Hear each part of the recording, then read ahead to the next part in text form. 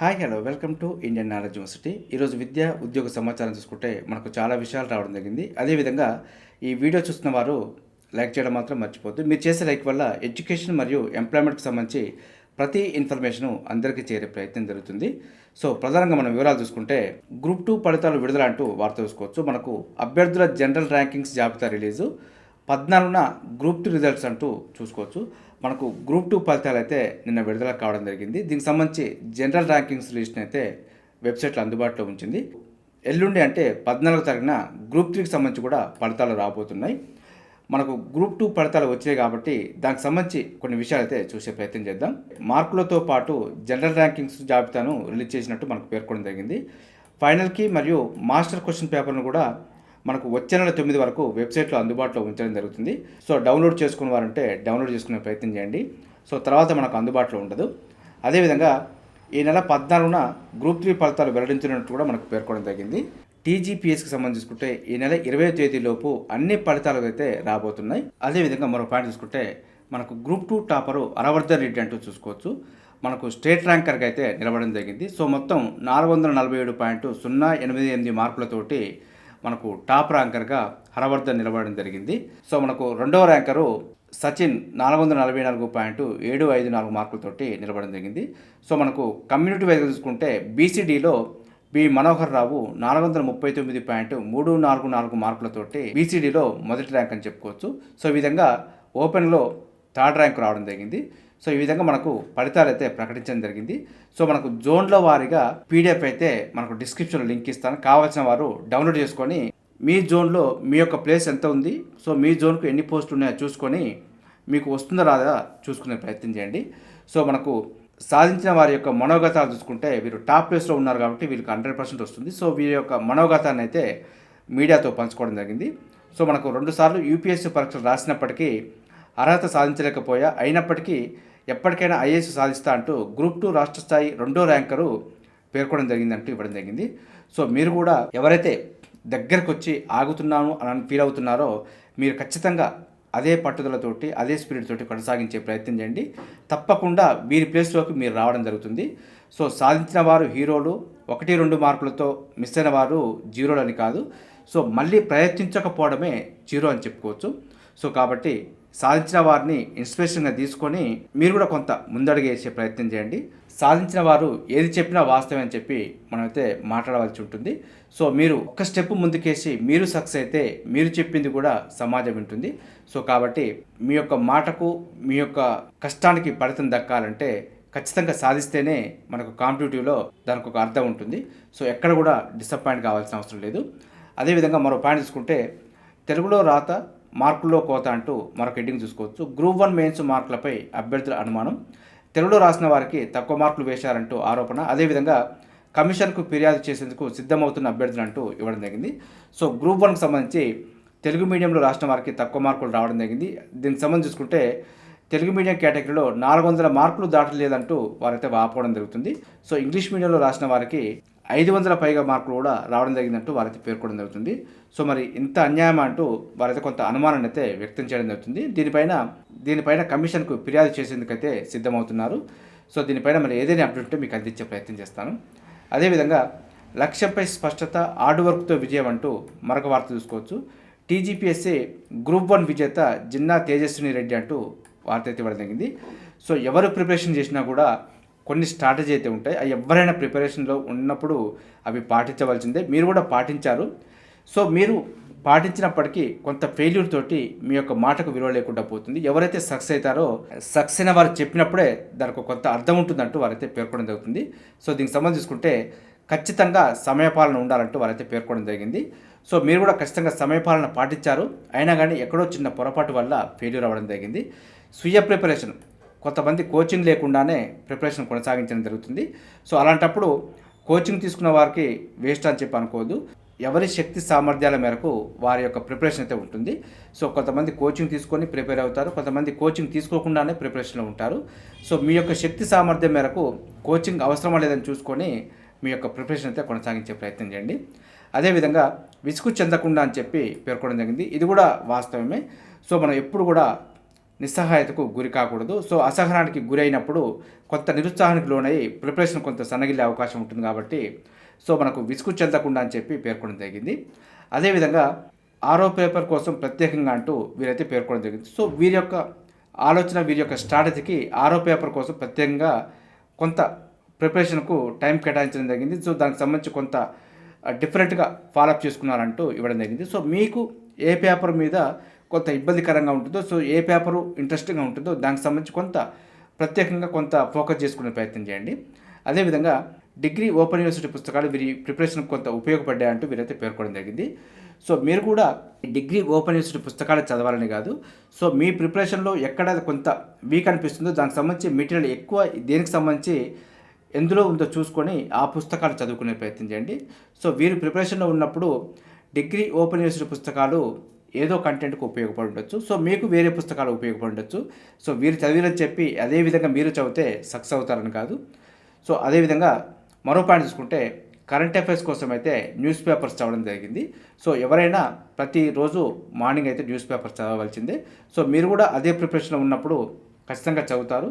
So మీరు కూడా ఆ ప్రిపరేషన్లో కరెంట్ అఫైర్స్ సంబంధించి ఏ పాయింట్ ఇంపార్టెంట్ కాదని చూసుకొని నోట్స్ చేసుకుంటూ ముందుకెళ్ళే ప్రయత్నం చేయాలి. అదేవిధంగా సొంత నోట్స్ రైటింగ్ ప్రాక్టీస్ అంటే ఇవ్వడం జరిగింది. సో ఎవరైతే కాంపిటేటివ్లో ఉన్నప్పుడు గ్రూప్ 1 కాదు, కానిస్టేబుల్ నుంచి కలెక్టర్ వరకు ఏ ఉద్యోగానికి ప్రిపేర్ అయినా కూడా షార్ట్ నోట్స్ కంపల్సరీ ఉండాలి. మనకు ఎగ్జామ్స్కి వెళ్ళేటప్పుడు తక్కువ టైంలో మెయిన్ పాయింట్స్ రివిజన్ చేసుకోవడానికి షార్ట్ నోట్స్ మాత్రం ఉపయోగపడుతుంది. అది కూడా మీ స్వహస్తాలతో రాసుకున్న షార్ట్ నోట్స్ అయితేనే ఎక్కువ ఉపయోగపడుతుంది. సో కాబట్టి మీరు ఖచ్చితంగా షార్ట్ నోట్స్ చేసుకునే ప్రయత్నం చేయండి. అదేవిధంగా హార్డ్ వర్క్ మరియు డిసిప్లిన్ ఉండాలంటూ మనకు పేర్కొనడం జరిగింది. సో ఇదైతే వాస్తవమే. సో ప్రిపరేషన్లో ఉన్నప్పుడు ఎలాంటి ఒత్తిడికి గురి కాకుండా, ఎలాంటి ఆలోచనలకు, ఎలాంటి వివాదాలకు వెళ్లకుండా ఒక పద్ధతి ప్రకారం ఒక డిసిప్లిన్ తోటి కొంత టైం కేటాయించుకుంటూ మీ యొక్క ప్రిపరేషన్కి అయితే ఉపయోగించుకునే ప్రయత్నం చేయండి అంటూ మనకైతే పేర్కొనడం జరిగింది. సో ఇది ఎవరైనా కాంపిటేటివ్లో ఉన్నప్పుడు కొంత ఇంప్లిమెంట్ చేసే ప్రయత్నం ఇది. అదేవిధంగా సాధించిన వారు వారి యొక్క మనోగతాన్ని కూడా చెప్పడం జరుగుతుంది. సో మీరు కూడా సక్సెస్ అయిన తర్వాత ఇవే మనోగతాన్ని చెప్పవచ్చు. సో మనకు పథకాలు అందేలా పేదలకు న్యాయం చేస్తామంటూ వీరైతే పేర్కొనడం జరిగింది. సో మీ యొక్క స్ట్రాటజీ మీ జీవితంలో చూసిన కొన్ని సంఘటనలకు సంబంధించి రియలైజ్ అయ్యి వాటికి న్యాయం చేసే విధంగా మీరు ముందుకెళ్ళే అవకాశం ఉంటుంది. సో ఎవరి జీవితంలో ఎవరు ఏ సంఘటన చూశారో దానికి ఎక్కువ ప్రభావితం అవుతూ ముందుకెళ్ళే అవకాశం ఉంటుంది. సో మనకు వీరికి వచ్చిన మార్కులను చూసుకుంటే గ్రూప్ 1 సంబంధించి పేపర్ 1 జనరల్ ఎస్సే అయితే 79.5 మార్కులు రావడం జరిగింది. Paper 2 history and cultural geography సంబంధించి చూసుకుంటే 102 మార్కులు రావడం జరిగింది. అదేవిధంగా పేపర్ 3 ఇండియన్ సొసైటీ కాన్స్టిట్యూషన్ సంబంధించి చూసుకుంటే 89.5 మార్కులు. పేపర్ 4 ఎకానమీ అండ్ డెవలప్మెంట్కి సంబంధించుకుంటే 113.5 మార్కులు. పేపర్ 3 చూసుకుంటే science and technology and data ఇంటర్ప్రిటేషన్కు 68 మార్క్స్.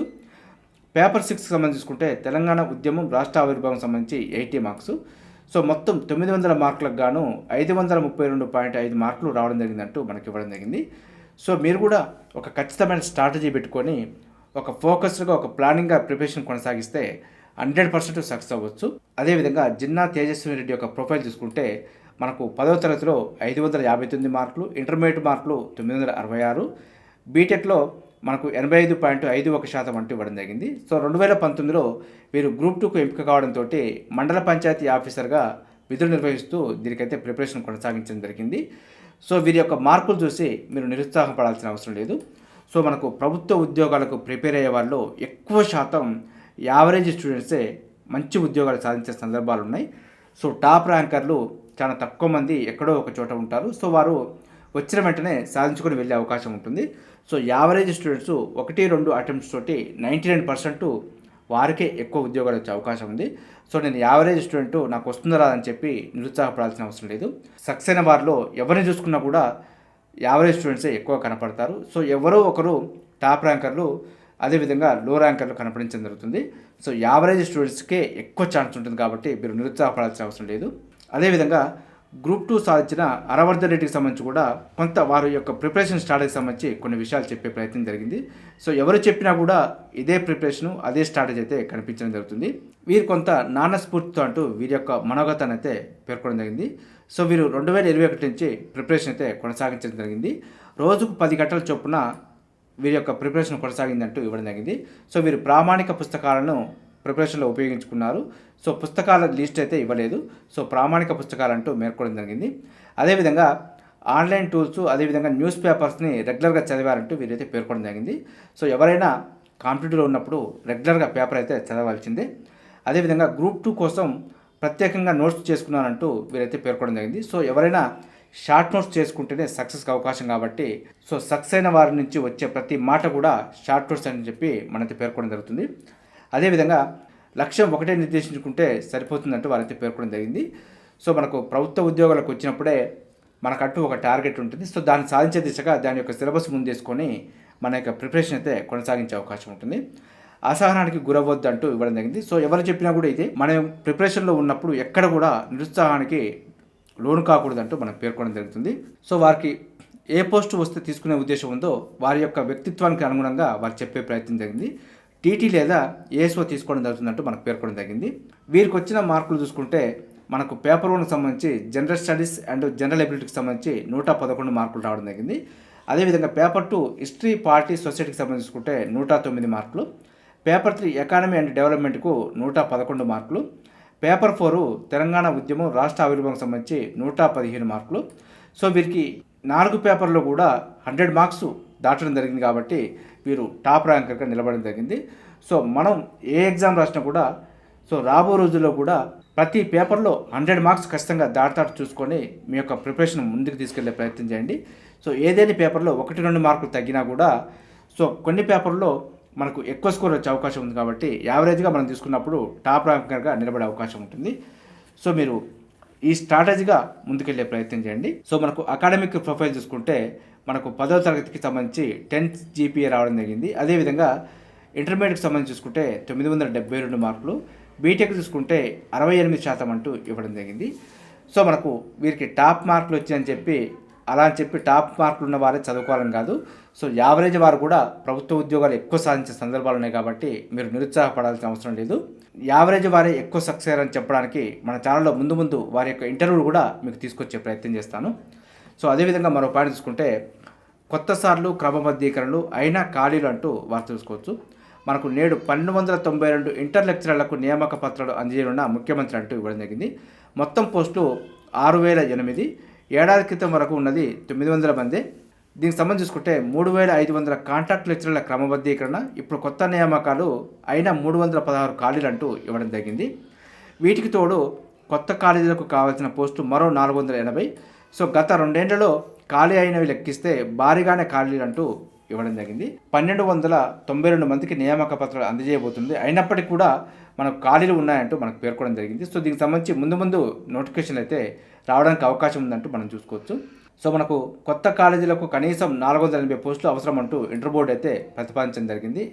అంటే ఇప్పటికే మనకు 316 ఖాళీలు ఉన్నాయి. వీటిని కలుపుకుంటే మొత్తం 796 అయితే చేరడం జరిగింది. అదేవిధంగా 2 ఏళ్లలో ఖాళీ అయిన పోస్టులు అదనమంటూ దీనికి తోడు వచ్చే విద్యా సంవత్సరం నుంచి ఇంటర్ సిలబస్ మార్చి జేఈ మరియు నీట్ వంటి జాతీయ స్థాయి పోటీలకు సన్నద్ధం చేసేలా ఇంటర్ బోర్డు సన్నాహాలు చేస్తుంది. దీనికోసం కూడా మరికొన్ని అధ్యాపక పోస్టులు అవసరం అంటూ పేర్కొనడం జరిగింది. ఇక ఇంగ్లీష్లో ప్రాక్టికల్స్ను కొత్తగా తీసుకురావడంతో మాట్లాడే స్కిల్స్ గ్రామ స్థాయిని పెంచడంతో అదేవిధంగా గ్రూప్ డిస్కషన్లు నిర్వహించి విద్యార్థి రాతను పరిశీలించి ప్రాక్టికల్స్లో మార్కులు వేస్తున్నారు. వీటి ప్రామాణికత పెరగాలంటే కూడా ఆంగ్ల భాష నిపుణుల పోస్టులు మరో 129 అవసరం అంటూ పేర్కొనడం జరిగింది. సో ఈ విధంగా దాదాపుగా మనకు ఒక 1000 పోస్టుల వరకు రాబోతున్నాయంటూ జైలుకు సంబంధించి కొంత అప్డేట్ సమాచారం చూసుకోవచ్చు. సో మరి వచ్చే జాబ్ కార్డులో దీనికి సంబంధించి ఏదైనా నోటిఫికేషన్ వస్తే మీకు అప్డేట్ చేసే ప్రయత్నం చేస్తాను. అదేవిధంగా మరో పాయింట్ చూసుకుంటే సబ్ ఇంజనీర్ల రిక్రూట్మెంట్లో అక్రమార్కులు అంటూ వార్త చూసుకోవచ్చు. TGNPDCLలో 24 మంది అక్రమంగా ఉద్యోగాలు చేరాలని గుర్తించిన ప్రత్యేక కమిటీ అంటూ ఇవ్వడం జరిగింది. సో మనకు TGNPDCL పరిధిలో సబ్ ఇంజనీర్ల రిక్రూట్మెంట్లో అక్రమాలు జరిగినాయి. నోటిఫికేషన్లో పేర్కొన్న మేరకు పోస్టుల భర్తీ చేయకపోవడంతో పాటు భర్తీ చేసిన వాటిలో కూడా అక్రమాలకు పాల్పడ్డట్టు విచారణలో వెలుగు చూసిందంటూ ఇవ్వడం జరిగింది. సబ్ ఇంజనీర్ ఉద్యోగాల రిక్రూట్మెంట్లో అక్రమాలు జరిగాయంటూ అర్హులైన అభ్యర్థులు TGNPDCL యాజమాన్యానికి ఫిర్యాదు చేయడంతో వెలుగులోకి వచ్చిందంటూ ఇవ్వడం జరిగింది. దీనిపైన ప్రత్యేక కమిటీ విచారణలో తేవడం జరిగింది. దీనికి సంబంధించి మనం క్రాస్ చెక్ చేయడం జరిగిందంటూ ఇవ్వడం జరిగింది. దీంతో 24 మంది యొక్క నియామకం అక్రమంగా జరిగినట్టు, అర్హత లేని వారిని నియమించినట్టు విచారణ కమిటీ తేల్చిందంటూ ఇవ్వడం జరిగింది. సో ఈ విధంగా కొంత గత ప్రభుత్వంలో అక్రమాలు జరిగినాయంటూ మనకైతే వార్త చూసుకోవచ్చు.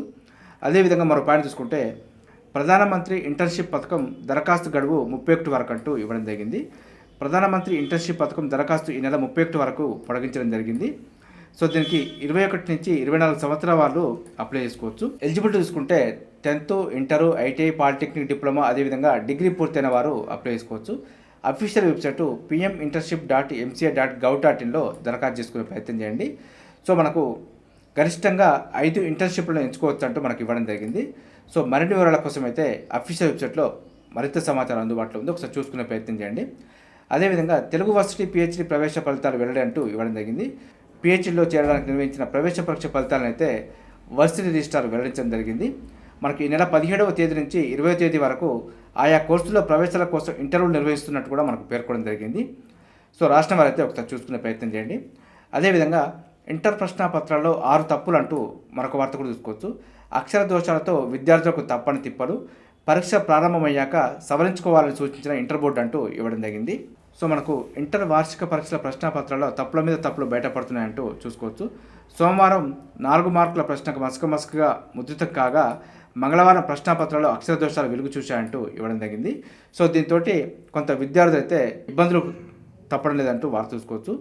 మనకు విద్యార్థులకు గణిత పేపర్ 1Aలో, అదేవిధంగా బాటనీ మరియు పొలిటికల్ సైన్స్ పేపర్ పరీక్షల్లో ఇలాంటి పొరపాట్లు రావడం జరిగిందంటూ ఇవ్వడం జరిగింది. సో తప్పుల సంబంధం చూసుకుంటే బాటనీ పేపర్ 1లో ప్రశ్నాపత్రం 13వ ప్రశ్నలో షాదియా అని ముద్రించారు, వాస్తవానికి అది షాకియా. అదేవిధంగా గణిత పేపర్ 1లో ప్రశ్న నెంబర్ 4 సంబంధం చూసుకుంటే శ్రేణి అని ముద్రితమైంది, ఈ పదం స్థానంలో కోటి అని ముద్రించాల్సి ఉందంటూ ఈ విధంగా కొన్ని పొరపాట్లకు సంబంధించి ఇవ్వడం జరిగింది. అదేవిధంగా 9వ జోన్ మల్టీ జోనా, ఇదెక్కడిదబ్బా అంటూ కొంత వార్త అయితే చూసుకోవచ్చు. టీజీపీఎస్సీ తప్పిదంతో గ్రూప్ 2 అభ్యర్థుల తికమక అంటూ ఇవ్వడం జరిగింది. రాష్ట్రంలో జోన్ల సంఖ్య 7, అదేవిధంగా మల్టీ జోన్ల సంఖ్య 2 చదువుకున్న వారిని ఎవరినైనా చెప్తారంటూ వార్త అయితే ఇవ్వడం జరిగింది. టీజీపీఎస్సీ విడుదల చేసిన గ్రూప్ 2 ఫలితాల్లో జోన్ 9 మరియు మల్టీ జోన్ 9 అంటూ పేర్కొనడం జరిగింది. సో దీంతో ఇబ్బందులకైతే గురవడం జరిగింది. దీనిపైన టీజీపీఎస్సీ సంప్రదించినా కూడా వారికి స్పందించలేదంటూ కొంత వార్త అయితే చూసుకోవచ్చు. అటు మల్టీ జోన్ కానీ ఇటు జోన్ కానీ రెండింటిలోనూ 9 అన్న నెంబర్ కనిపించింది. సో రాష్ట్రంలో 9వ జోన్ మల్టీ జోన్ లేకపోవడంతో ఇదెక్కడి నుంచి వచ్చిందంటూ పలువురు అభ్యర్థులు అయితే సోషల్ మీడియాలో పోస్ట్ చేయడం జరిగింది. సో దీనిపైన మరి టీజీపీఎస్సీ స్పందించి కొంత వివరణ ఇచ్చే ప్రయత్నం జరగాలి. అదేవిధంగా తెలుగులో రాయడమే మేము చేసిన తప్ప అంటూ గ్రూప్ 1కు సంబంధించి మరొక వార్త కూడా ఇవ్వడం జరిగింది. రీవాల్యుయేషన్ చేయించండి, టీజీపీఎస్సీ చైర్మన్కు అభ్యర్థుల లేఖాస్త్రం అంటూ ఇవ్వడం జరిగింది. సో మరి తెలుగు మీడియం విద్యార్థులకు అయితే 400 మార్కులు కూడా దాటడం లేదంటూ ఇవ్వడం జరిగింది. అదే ఇంగ్లీష్ మీడియం రాసిన వారికి అయితే 500 పై చిలుకు మార్కులు అయితే రావడం జరిగింది. దీనిపైన టీజీపీఎస్సీ అయితే కొంత వివరణ ఇచ్చే ప్రయత్నం జరగాలి. అదేవిధంగా జూన్ 1న ఆర్ఐఎంసీ ప్రవేశ పరీక్ష అంటూ చూసుకోవచ్చు. మనకు రాష్ట్రీయ ఇండియన్ మిలిటరీ కాలేజీ ప్రవేశ పరీక్షను అయితే జూన్ 1న నిర్వహిస్తున్నట్టు పాఠశాల విద్యాశాఖ డైరెక్టర్ అయితే పేర్కొనడం జరిగింది. ఆసక్తి గలవారు మార్చి 31 లోపు ఎస్సీఆర్టీ కార్యాలయానికి దరఖాస్తులు పంపించాలంటూ వారైతే సూచించడం జరిగింది. సో మీకు ఏదైనా డౌట్ ఉంటే ఈ నెంబర్ కాల్ చేయొచ్చు అంటూ మనకు ఇవ్వడం జరిగింది. అదేవిధంగా పీజీ సెట్ నోటిఫికేషన్ విడుదల అంటూ చూసుకోవచ్చు. బీపీఈడీ మరియు యూజీడీపీఈడీ కోర్సులో ప్రవేశాలకు నిర్వహించిన Telangana physical education entrance test notification అయితే బుధవారం విడుదల కానున్నది. ఆన్లైన్ దరఖాస్తు స్వీకరణ ఈ నెల 15 నుంచి ప్రారంభం కానున్నది. మరిన్ని వివరాల కోసం అయితే pgset.tgche.ac.in అఫీషియల్ వెబ్సైట్లో చెక్ చేసుకోవచ్చు. అదేవిధంగా టీజీపీఈ సెట్ ప్రవేశాలకు నోటిఫికేషన్ విడుదల అంటూ మరొక వార్త చూసుకోవచ్చు. మనకు ఎంటెక్ మరియు ఎంఫార్మసీ కోర్సులో ప్రవేశాల కోసం నిర్వహించే టీజీపీజీఈ సెట్ నోటిఫికేషన్ అయితే బుధవారం విడుదల కానున్నది. మార్చి 17 నుంచి దరఖాస్తుకు అవకాశం కల్పించనున్నట్టు మనకు పేర్కొనడం జరిగింది. దీనికి సంబంధించి మరిన్ని వివరాల కోసం అయితే pgset.tgche.ac.in అఫీషియల్ వెబ్సైట్లో చెక్ చేసుకోవచ్చు. అదేవిధంగా సియూటీ యూజీ 2025కి సంబంధించి కూడా నోటిఫికేషన్ రావడం జరిగింది. ఒక్క పరీక్షతో బహుళ ప్రయోజనాలు అంటూ వార్త చూసుకోవచ్చు. దేశవ్యాప్తంగా 46 సెంట్రల్ యూనివర్సిటీలకు 2025-26 అకాడమిక్ ఇయర్కు సంబంధించి 4 సంవత్సరాల డిగ్రీ కోసం అయితే NTA common university entrance test notification అయితే విడుదల చేయడం జరిగింది. మార్చి 1 నుంచి 23 వరకు అప్లికేషన్కి అయితే అవకాశం ఇవ్వడం జరిగింది.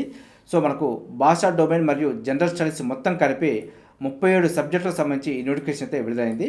మనకు 13 భాషల్లో ఈ పరీక్షను రాసుకోవడానికి అవకాశం ఉంది కాబట్టి సో అప్లై చేసే ప్రయత్నం చేయండి.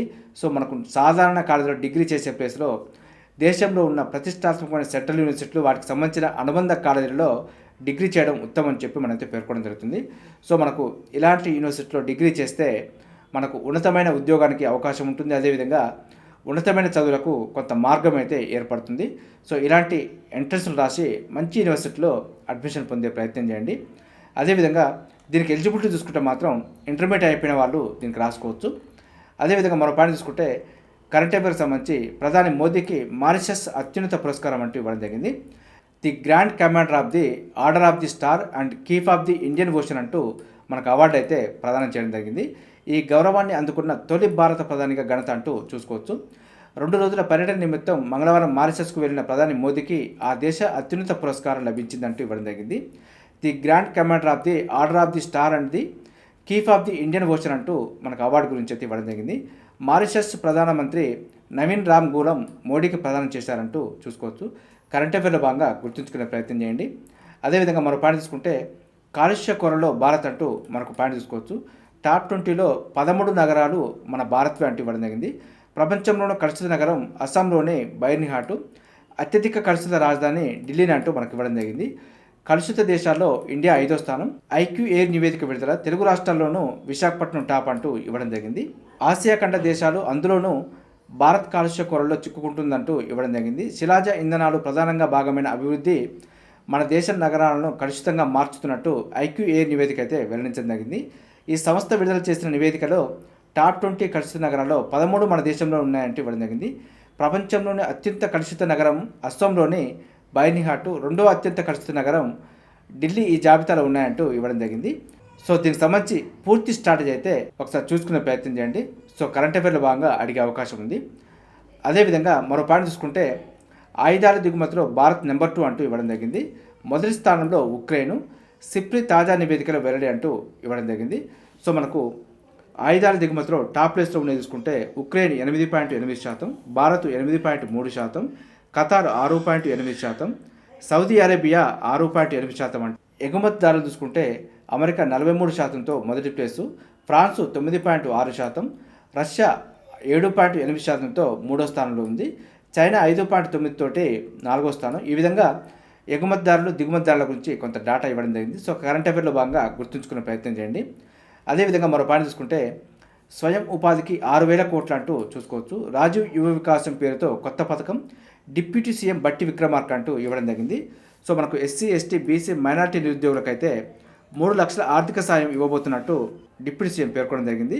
సో మనకు మార్చి 15 నోటిఫికేషను, అదే రోజు నుంచి ఆన్లైన్లో దరఖాస్తుల స్వీకరణ అంటూ ఇవ్వడం జరిగింది. సో మనకు జూన్ 2న రాష్ట్ర అవతరణ దినోత్సవం సందర్భంగా మంజూరు పత్రాలు అంటూ ఇవ్వడం జరిగింది. సో రాష్ట్ర వ్యాప్తంగా 5 లక్షల మందికి ఈ ప్రయోజనం కలగబోతుందంటూ ఇవ్వడం జరిగింది. సో మనకు వచ్చే నెల 5 వరకు దరఖాస్తు చేసుకునే అవకాశం ఉంటుంది. ఏప్రిల్ 6 నుంచి 31 వరకు దరఖాస్తును పరిశీలిస్తారు. జిల్లాల కలెక్టర్లు అర్హులను ఎంపిక చేస్తారంటూ ఇవ్వడం జరిగింది. జూన్ 2న రాష్ట్ర అవతరణ దినోత్సవం రోజు లబ్ధిదారులకు మంజూరు పత్రాలు ఇస్తారంటూ ఇవ్వడం జరిగింది. సో మనకు ఈ నెల 15వ తారీఖు దీనికి సంబంధించి అప్డేట్ అయితే ఇచ్చే ప్రయత్నం చేస్తాను. అదేవిధంగా మరో పాయింట్ తీసుకుంటే పవర్ గ్రిడ్లో 28 పోస్టులకు సంబంధించి నోటిఫికేషన్ వచ్చింది. ఆన్లైన్ దరఖాస్తుకు చివరి తేదీ మార్చి 25 వరకు ఉంది. పూర్తి వివరాల కోసం అయితే powergrid.in అఫీషియల్ వెబ్సైట్లో చెక్ చేసుకోవచ్చు. అదేవిధంగా యూపీఎస్సీకి సంబంధించి కూడా 46 పోస్టులు నోటిఫికేషన్ విడుదల చేయడం జరిగింది. ఆన్లైన్ దరఖాస్తుకు చివరి తేదీ మార్చి 27 వరకు ఉంది. సో పూర్తి వివరాల కోసం అయితే upsc.online.gov.inలో చెక్ చేసుకోవచ్చు. అదేవిధంగా ఎయిర్పోర్ట్స్ అథారిటీ ఆఫ్ ఇండియాలో 83 పోస్టులకు సంబంధించిన నోటిఫికేషన్ వచ్చింది. ఆన్లైన్ దరఖాస్తుకు చివరి తేదీ మార్చి 18 వరకు ఉంది. వీటికి సంబంధించిన పూర్తి వివరాల కోసం అయితే ఆయా అఫీషియల్ వెబ్సైట్లో చెక్ చేసుకునే ప్రయత్నం చేయండి. చూసారుగా, ఇది ఈరోజు సంబంధించి విద్యా ఉద్యోగ సమాచారం. ఇదే విధంగా మన ఛానల్లో అయితే ప్రతిరోజు మార్నింగ్ రావడం జరుగుతుంది. వీటితో పాటు అడ్మిషన్ నోటిఫికేషన్స్ మరియు రిక్రూట్మెంట్ నోటిఫికేషన్ సంబంధించి కూడా ఎప్పటికప్పుడు అప్డేట్ సమాచారం మీకు అందించే ప్రయత్నం చేస్తున్నాను. మన ఛానల్ చూస్తున్న వారు సబ్స్క్రైబ్ చేసుకొని ఫాలో అవుతూ ఉండండి. ఈ వీడియో నచ్చితే లైక్ చేయండి, షేర్ చేయండి, సబ్స్క్రైబ్ చేసుకోవడం మాత్రం మర్చిపోద్దు. Have a nice day.